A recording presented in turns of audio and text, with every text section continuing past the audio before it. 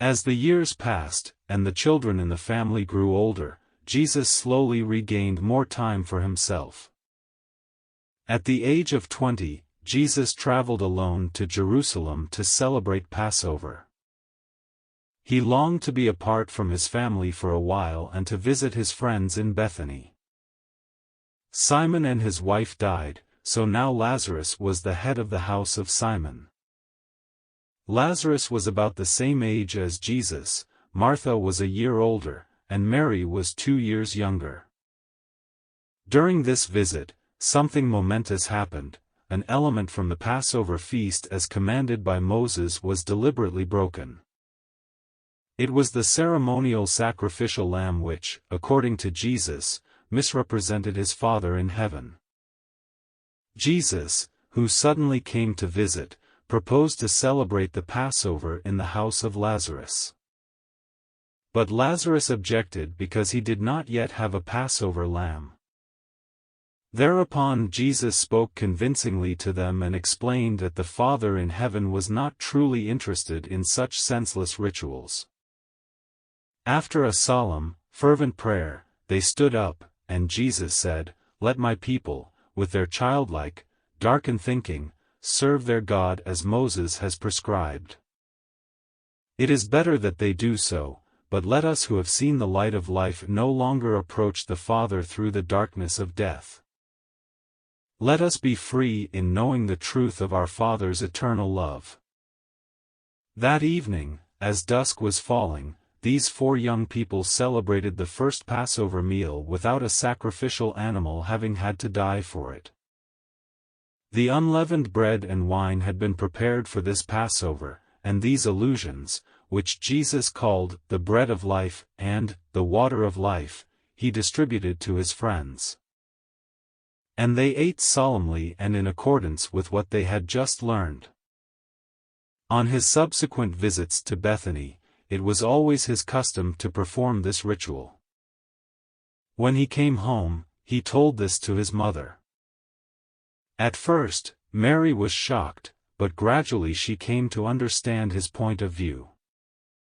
Nevertheless, she heaved a sigh of relief when Jesus assured her that he had no intention of introducing this new idea about Passover into their family. At home with the children, he continued, year after year, to celebrate the Passover, in accordance with the law of Moses. In his 22nd year, Jesus took a temporary job in a smithy at Sepphoris. This important Galilean capital had been destroyed by the Romans 8 years earlier after a Zelotic revolt but was now being rebuilt. It was only an hour and a half's walk away from Nazareth. Before beginning his new work in Sepphoris, Jesus convened one of his periodic family meetings and solemnly installed James, who had just turned 18, as acting head of the family. From that day forward, James assumed full financial responsibility for the family, while Jesus gave weekly contributions to his brother. Jesus never took the reins from James again.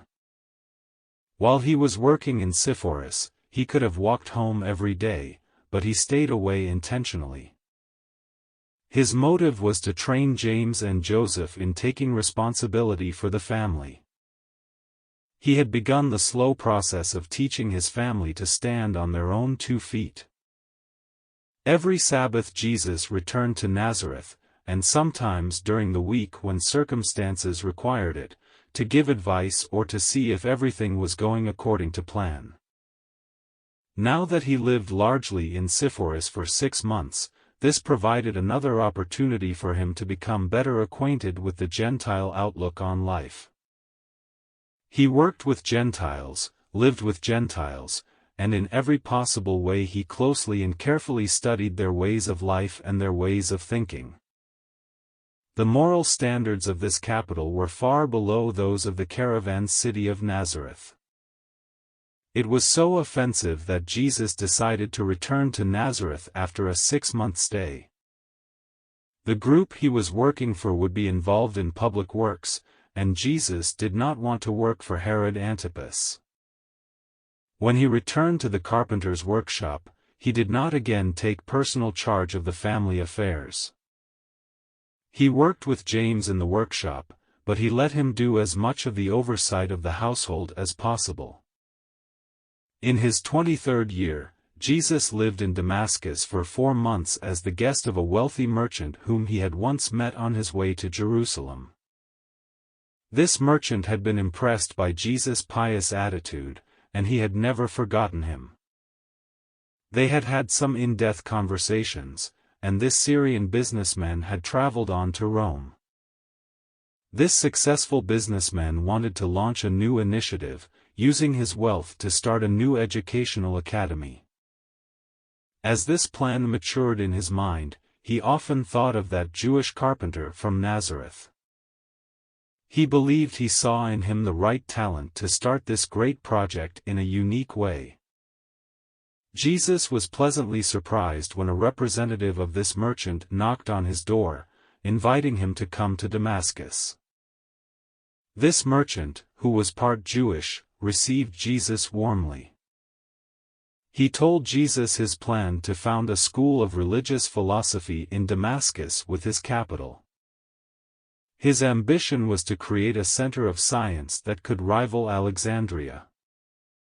He made Jesus a noble offer, proposing that Jesus be given a high position in the management of this new center of knowledge to be built. He had great faith in Jesus and suggested that Jesus, at his expense, first go on a grand tour of the world's leading educational centers to use the ideas he would gain there to create a blueprint for the new academy in Damascus. This noble proposal was the greatest temptation Jesus ever faced during his purely human career. The merchant was beloved, and his initiative was widely supported. In one of the follow-up conversations, he put Jesus in touch with a group of 12 wealthy citizens. This fraternity had the commitment to financially fund this newly designed school. Jesus showed a great interest in the school and helped them to draw up a plan for its organization. But at all times he explicitly indicated that he would not take a seat in the management of this enterprise. The man who wanted to be his benefactor persisted and offered him a generous salary and let him live in his house for several weeks. During these weeks, Jesus became acquainted with the wealthy upper class of Damascus. During the day, Jesus did some translation work for his host. By introducing him to the wealthy, this merchant subtly tried to persuade Jesus to accept the offer to become a director or teacher. But he would not consent. Although Jesus was sympathetic to the initiative, he simultaneously knew that his own mission on earth could not be supported by a learned institution. He knew that his life's work could not be under the direction of the counsels of men, whatever good intentions they might have. He, who would later be rejected by the religious leaders in Jerusalem, had been recognized and welcomed as a master teacher by the businessmen of Damascus. And all this took place while he was still an unremarkable, unknown carpenter from Nazareth. And so after several months he returned to Nazareth. He never spoke of this offer to his family. He resumed his daily duties as if he had never considered the flattering proposals of his friends in Damascus. His 24th year was the quietest period of his entire earthly life. He worked in and around Nazareth. On the Sabbath he occasionally presided in the synagogue. He taught the children and generally behaved as a dignified and respected citizen of Nazareth, as a Jew among Jews. In December of that year, the then 20-year-old James had a personal conversation with Jesus, in which he told him that he had conceived a great love for Esther, a young woman from Nazareth, and that they would like to marry. Jesus gave James permission to marry in 2 years, and Joseph Jr. would be prepared during those 2 years to take over the leadership at home. Another marriage was in the air. Miriam had fallen in love with her neighbor, Jacob the Mason, Jesus' former childhood friend. When Miriam told this to Jesus, he told her that Jacob should come to him to formally ask for her hand, and he promised to give her his blessing on their marriage. During these 2 intervening years, matters within the family went smoothly, except where Judas was concerned. For years, James had difficulties with his youngest brother who had no desire to go to work, nor could he be counted on to contribute to the family's expenses. Jesus was a peace-loving man, and he was regularly embarrassed by the combative acts and patriotic outbursts of Judas. James and Joseph eventually wanted to evict him from the house, but Jesus did not consent. When their patience was severely tested, Jesus only counseled them, "Be patient. Be wise in your counsel and set a good example with your life, so that your younger brother may first learn the better way and then feel compelled to follow you in it." Jesus' wise, loving advice prevented a rift in the family. They stayed together. But they never got Judas to use his sober mind. That happened only after his marriage. Mary rarely spoke of Jesus' future mission. Every time this subject came up, Jesus merely replied, "My hour has not yet come." She did sense that he was getting ready to leave the parental home. Leaving them to go where? To go and do what? She could not understand him, she simply could not fathom her eldest son. This year Jesus had much free time, and he spent much of it building up the carpenter's company. James and Joseph had now also become full-fledged craftsmen, and the business rested entirely on their shoulders.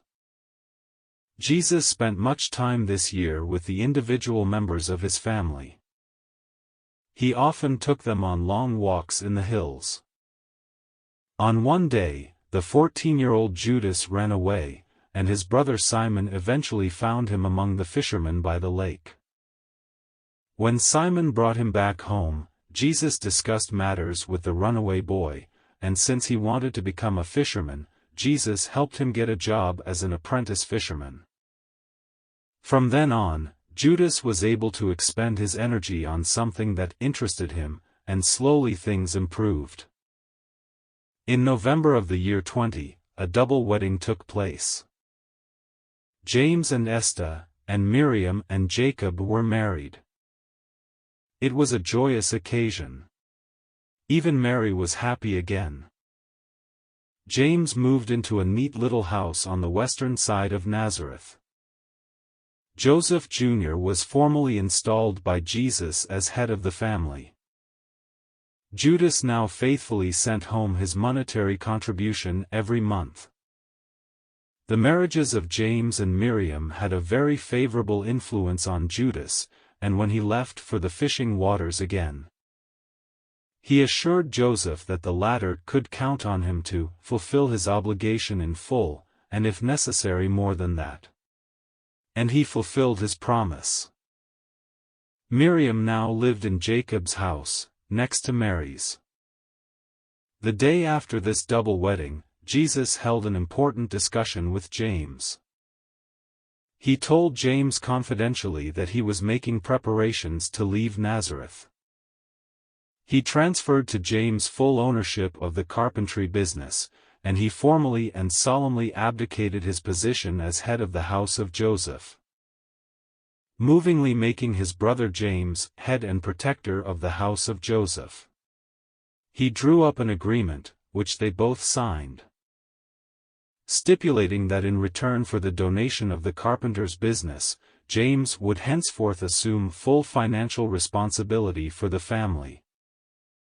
And thus the now 26-year-old Jesus would be relieved of all further obligations in these matters.